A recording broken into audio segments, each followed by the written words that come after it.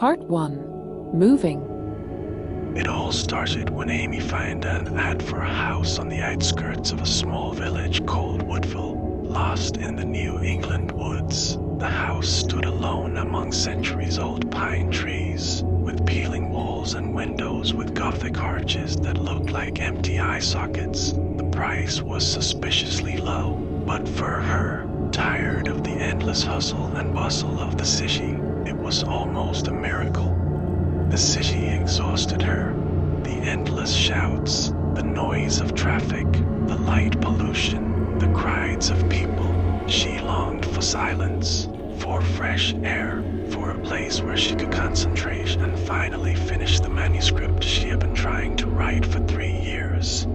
The buying process went surprisingly quickly. The real estate agent asked almost no questions, and the paperwork was completed in a matter of days. The only person who showed concern was Amy's friend Molly. She tried to talk her out of moving more than once, telling her that nothing good ever happened in places like this, especially if the house was in the woods and 3 times below market value.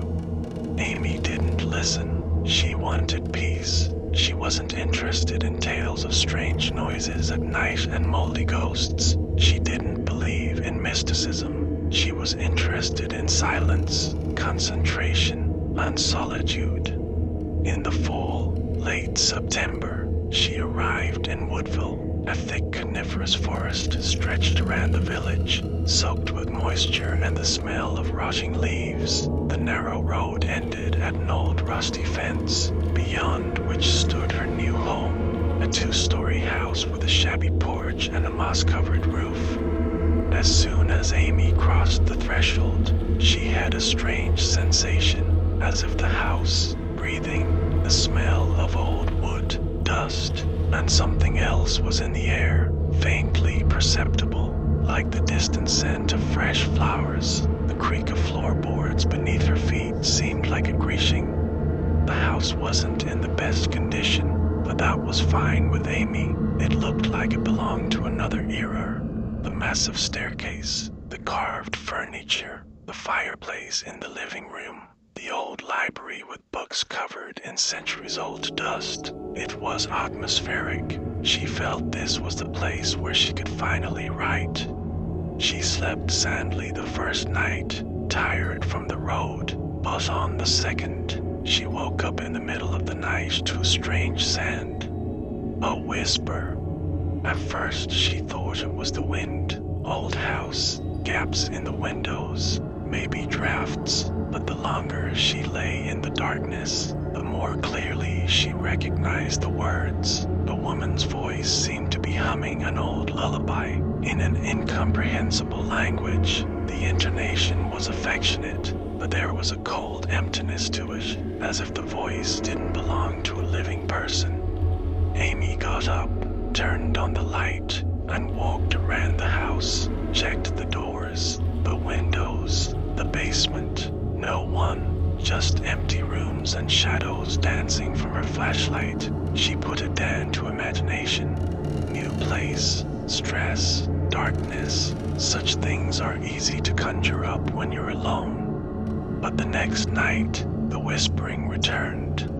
The voice sounded closer now, like it was coming from the attic. It repeated the same words, but between them it flashed other words, barely discernible, fragmented, like her name. Amy stiffened in bed, feeling a chill run down her spine. When she pulled herself together and went up to the attic, she found nothing but dust, cobwebs, and a few old chests. But when she went back down to the bedroom, she found that the door she had definitely left open was now tightly shut. Part 2. Footsteps upstairs. After the 3rd night, Amy began to write down everything that happened. She started with a diary in which she entered every little detail. Sounds, times, sensations, even dreams. At first she did it for herself, to prove that everything could be explained rationally. But with each page, the fear seeped deeper. On the 4th night, she awoke again to a rustling sound. It wasn't just a whisper.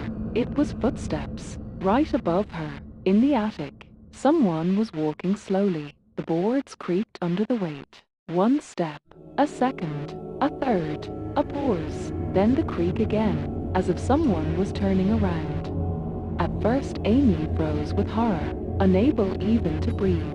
She stared up at the ceiling, where the shadow of the nightlight trembled slightly, and waited for the sounds to stop. But they didn't stop. It seemed like someone wasn't just walking, but wandering around looking for something, or someone. She couldn't stay in bed. With shaky hands, she pulled out a flashlight and slowly headed upstairs. Each step up the stairs echoed with a thud in her temples. The attic door was ajar, and yet, as she climbed up, silence, not a sound. Spiders, dust, old things. In one corner was a child's high chair with a wiped-out seat on which lay a rag doll with no eyes. Amy felt everything inside her clench. Her breathing quickened. The air in the attic was colder than the rest of the rooms and smelled sour. She stepped back and closed the hatch, too sharply. It slammed shut with a clatter, the sound traveling through the house like the clang of a bell. Back in bed, she couldn't sleep for the first time in a long time. Her heart was pounding, her body covered in sweat despite the chill. She turned on the television, just to get some sound, but at some point the picture began to shake, to distort, as if the signal were interfering with something invisible. When the screen went blank for a second, she saw herself in the black reflection, only her reflection didn't move.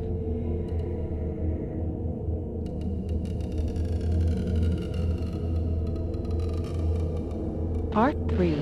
Faces Behind the Glass. On the 6th day, something changed in the house. Amy began to notice that things weren't laying the way she'd left them. Books in the library were shifted, some open on certain pages. In the bathroom, the mirror was covered in sweat, as if someone had just taken a hot shower, even though the boiler had been turned off that night.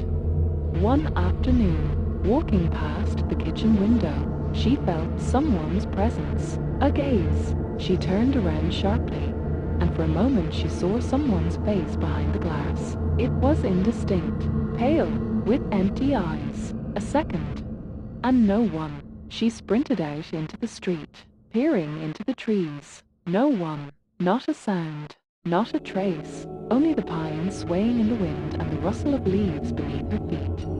In the night, she heard the voice again. This time it was calling her name. Amy.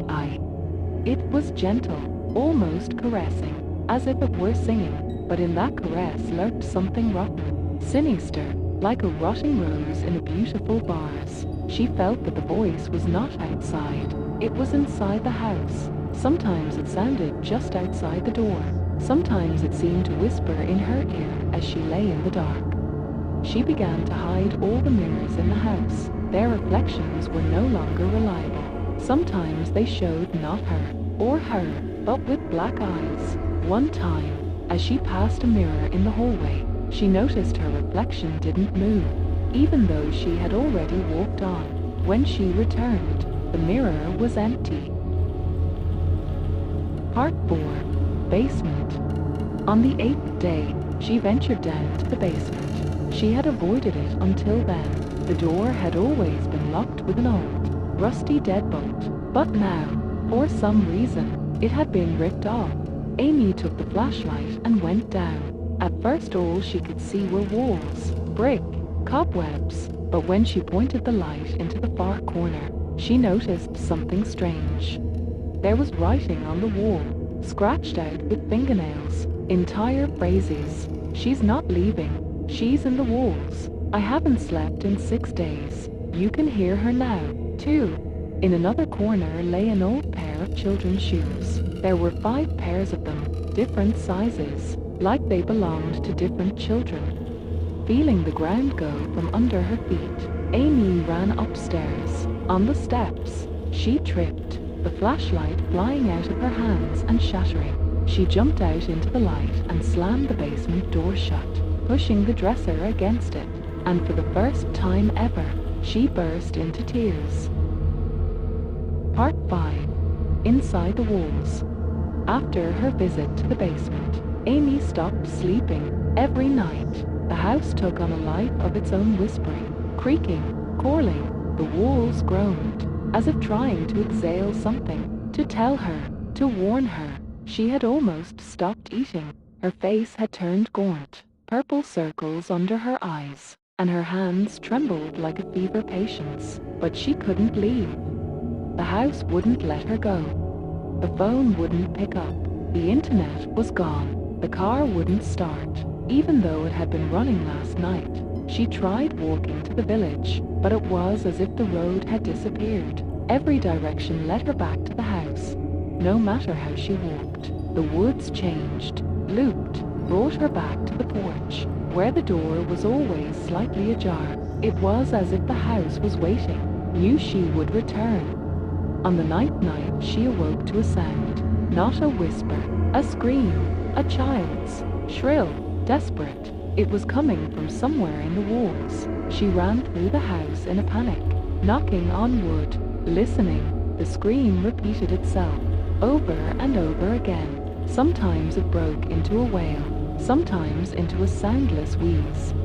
She picked up the hammer and began pounding on the bedroom wall. The wood broke, the boards cracked, and under layers of plaster, wallpaper, and plaster, she found a door, small, like a trapdoor, no handle, no lock, just a square, nailed shut. She pulled the nails out, ripped the lid off, and a dark, narrow passage opened behind her. She crawled through on all fours, holding the flashlight to her chest. The passage went between the walls, dust, cobwebs, the smell of rot.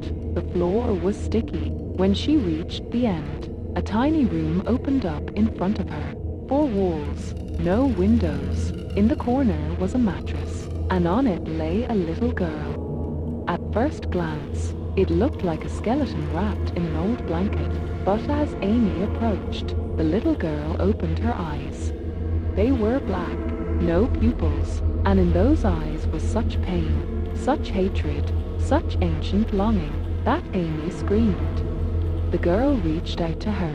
At that moment the walls of the room stirred. They were breathing, and whispered, "You found her. You're part of it now." Part 6. The Denouement. Amy woke up in the morning on the floor of the library, dirty, in tattered clothes, with wounds on her arms. The trapdoor was no longer there, not in the bedroom, not anywhere. There was no trace of the passage between the walls either.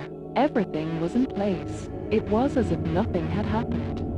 But the mirror in the hallway didn't reflect her. The woman standing in it looked like Amy, only slightly different. Her face was slightly elongated, her eyes dark, her gaze blank. When she raised her hand, the reflection didn't repeat the motion. Amy stepped back and ran out of the house. This time the road found itself. The car started. The village greeted her as if nothing had happened. The inhabitants, old men with empty eyes, just looked at her and were silent. She left, vowed to forget everything. 2 years passed. Amy never came back to Woodville. She didn't sell the house. She just left it. She made herself believe it was just a nervous breakdown. She got her life back together, got a job, even started writing. Almost forgot everything. Almost. One evening she received a letter. The envelope was unmarked and unaddressed. Inside was a child's drawing, a house with Gothic windows, pine trees, and a little girl in black on the porch. In the corner was a child's handwriting. "You're still inside. You just haven't woken up yet." When Amy looked up, it wasn't her face in the mirror across the hall again. The end.